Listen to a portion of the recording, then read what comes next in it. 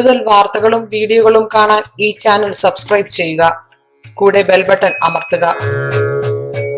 നമസ്കാരം. Asia live ടിവിയുടെ എപ്പിസോഡിലേക്ക് എല്ലാ മനഃപ്രേക്ഷകർക്കും സ്നേഹം നിറഞ്ഞ ഹൃദയം നിറഞ്ഞ സ്വാഗതം. ഇന്നത്തെ നമ്മുടെ വിഷയം, ഇപ്പോൾ ഉള്ള ജീവിതത്തിലെ തൃപ്തരായിട്ടുള്ളവർ ഈ വീഡിയോ കാണരുത്. വളരെ രസകരമായ ക്യാപ്ഷൻ അല്ലേ? ഈയിടെ ഒരാൾ എൻ്റെ അടുത്ത് പ്രശ്നം വെക്കാൻ വന്നു. ഇപ്പൊ നമ്മുടെ എപ്പിസോഡ് തുടങ്ങുമ്പോഴേ കഥ പറയല്ലേ കേട്ടോ. അദ്ദേഹത്തിന് വളരെ സാമ്പത്തികമുണ്ട്, ഒരുപാട് എസ്റ്റേറ്റുകളുണ്ട്, ഒരുപാട് ബിസിനസ്സുണ്ട്, ഒരുപാട് കാര്യങ്ങളുണ്ട്. പക്ഷെ ആള് സന്തോഷവാനല്ല. എന്തൊക്കെ ഉണ്ടെങ്കിലും സുന്ദരിയായ ഒരു ഭാര്യയുണ്ട്, 2 മക്കളുണ്ട്, അവരുടെ കാര്യങ്ങളൊക്കെ നടക്കുന്നുണ്ട്. പക്ഷെ ആളൊരു സന്തോഷവാനല്ല. എന്തുകൊണ്ട് സന്തോഷവാനല്ല? സാമ്പത്തികം ഒരുപാടുള്ളവർ സന്തോഷമുണ്ട്, അവരുടെ എന്ത് കാര്യം പെട്ടെന്ന് സാധിച്ചെടുക്കാൻ പറ്റില്ലെന്നുള്ളത് ഞാൻ പറയുന്നില്ല. അതൊക്കെ ശരിയായ ഒരു കാര്യം തന്നെയാണ്.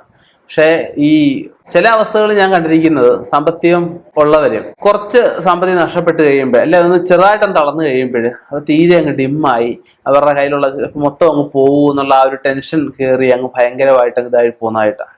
അപ്പം അങ്ങനെ നമ്മൾ ഒരുപാട് ഡിമ്മായി പോയിട്ട് പ്രത്യേകിച്ച് കാര്യമൊന്നുമില്ല.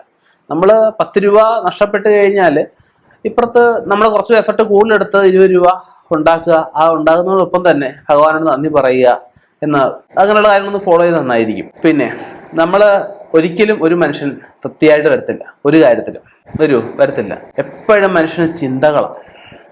ആവശ്യമുള്ളതിനെക്കാട്ടി കൂടുതൽ ആവശ്യമില്ലാത്ത ചിന്തകളായിരുന്നു മനുഷ്യന് കൂടുതൽ. ആദാമും ഹവ്വയുടെ കഥ എല്ലാവർക്കും അറിയാമല്ലോ.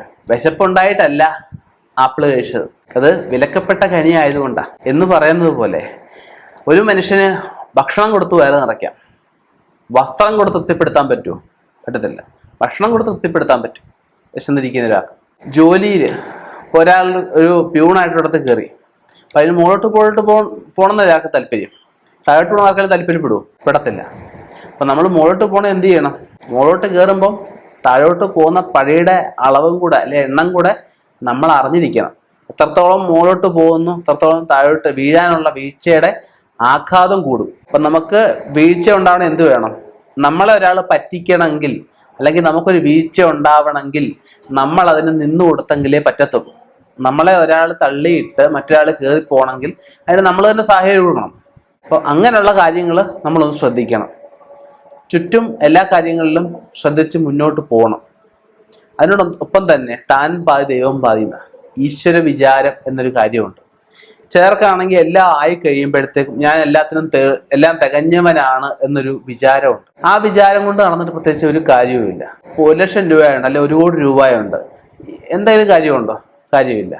സാമ്പത്തികത്തിന് ചില അവസ്ഥകൾ, സാമ്പത്തികം വേണ്ടാന്ന് ഞാൻ പറയുന്നില്ല, പേപ്പറുകളുടെ പോലും വരാത്ത സമയങ്ങൾ പലപ്പോഴും ഉണ്ടാവും. ഈശ്വരാനുഗ്രഹം കൊണ്ട് മാത്രമേ എന്നും നമ്മൾ ഇങ്ങോട്ട് വന്നപ്പോൾ ഒന്നും കൊണ്ടുവന്നിട്ടില്ല, പോകുമ്പോഴും ഒരു വസ്തുക്കളും കൊണ്ടുവന്നില്ല. പക്ഷെ നമ്മൾ ജീവിക്കുന്ന കാലഘട്ടത്തിൽ, നമ്മൾ ആ ജീവിക്കുന്ന സമയത്ത് കാലത്തിനൊത്ത് പോകാൻ പറ്റണം. നമ്മൾ നന്നാവണം, നമ്മുടെ കുടുംബം നന്നാവണം, നമ്മളോട് സഹകരിച്ച് നിൽക്കുന്ന വ്യക്തികൾ നന്നാവണം. ഇതെല്ലാം അഭിവാജ്യ ഘടകം അല്ലേ? അപ്പം ഇങ്ങനെയുള്ള കാര്യങ്ങളിൽ ഒന്ന് ശ്രദ്ധ ചെലുത്തുന്നത് നന്നായിരിക്കും. കൂടെ നിന്ന് ഇനിയും കാല് വാരുന്ന ചില കക്ഷികളുണ്ട്, അവരെയും ഒന്ന് കരുതി നിൽക്കുന്നത് നന്നായിരിക്കും. ചില വ്യക്തികളാണെങ്കിൽ ഞാൻ ആദ്യം പറഞ്ഞതുപോലെ തന്നെ വളരെ കഷ്ടപ്പെട്ട് നല്ല രീതിയിൽ കയറി വന്നു. അവർക്ക് ചിലപ്പം ചെറിയ ഒരു അടിപതറി കഴിഞ്ഞാല് വട്ടപൂജ്യത്തിൽ നിന്ന് വന്നു, തിരിച്ച് വട്ടപൂജ്യത്തിലോട്ട് പോയാലും തിരിച്ച് കയറാനുള്ള വഴി അറിയാം എന്നൊരു ചിന്താഗതി ഉണ്ടാവും. എന്നാൽ പെട്ടെന്ന് കയറി വന്ന ആൾക്കാർക്കുണ്ട്, പെട്ടെന്നൊരു വീഴ്ച പറ്റുമ്പോൾ അവരുടെ മനസ്സിനെ വളരെ ബാധിച്ചു എന്ന് വരാം. അപ്പം അങ്ങനെയുള്ള പല കാര്യങ്ങൾ നമ്മൾ പല ആൾക്കാരോട് സഹകരിക്കുന്നുണ്ട്, പല ആൾക്കാർ പ്രശ്നം വെക്കാൻ വരുന്നുണ്ട്, അവരുടെയൊക്കെ ജീവിതത്തിൽ മനസ്സിലാക്കാൻ സാധിക്കുന്നുണ്ട്. അപ്പം നമ്മൾ ഇപ്പോഴുള്ള ജീവിതത്തിൽ നമുക്ക് തൃപ്തരാണ് എന്നൊരു ഞാൻ ഈ പറഞ്ഞതുപോലെ തന്നെ കുഴപ്പമൊന്നുമില്ല. പക്ഷെ മുന്നോട്ട് പോകണം, ജീവിക്കണം. അടുത്ത തലമുറയ്ക്ക് അവനൊരു ഒരു വയ്യാതാവുന്ന ഘട്ടത്തിൽ, അല്ലെങ്കിൽ അവൻ്റെ യോഗ്യതയ്ക്ക് അനുസരിച്ചുള്ള ഒരു ജോലിയാണോ എന്ന് നമ്മൾ സ്വയം ചിന്തിക്കണം. അവൻ്റെ വിദ്യാഭ്യാസത്തിനനുസരിച്ച്, കുടുംബ പശ്ചാത്തലത്തിനനുസരിച്ച്, കഴിവിനനുസരിച്ചുള്ള ജോലിയാണോ, അല്ലെ പ്രവർത്തന മണ്ഡലമാണോ നമ്മളിപ്പോൾ ചെയ്തുകൊണ്ടിരിക്കുന്നത്? എല്ലാ കാര്യങ്ങളിലും ഒന്ന് ശ്രദ്ധ ചെലുത്തുക. എല്ലാ കാര്യങ്ങളും ഞാൻ ഈ പറഞ്ഞ കാര്യം ഒന്നിരുന്ന് ആലോചിച്ച് വേണമെങ്കിൽ എടുക്കുക, വേണമെങ്കിൽ കളഞ്ഞേക്കുക. ഇനിയും ഇതുപോലെയുള്ള വ്യത്യസ്തമായ വീഡിയോയുമായി കണ്ടുമുട്ടാം. നിർത്തുന്നു. നന്ദി, നമസ്കാരം.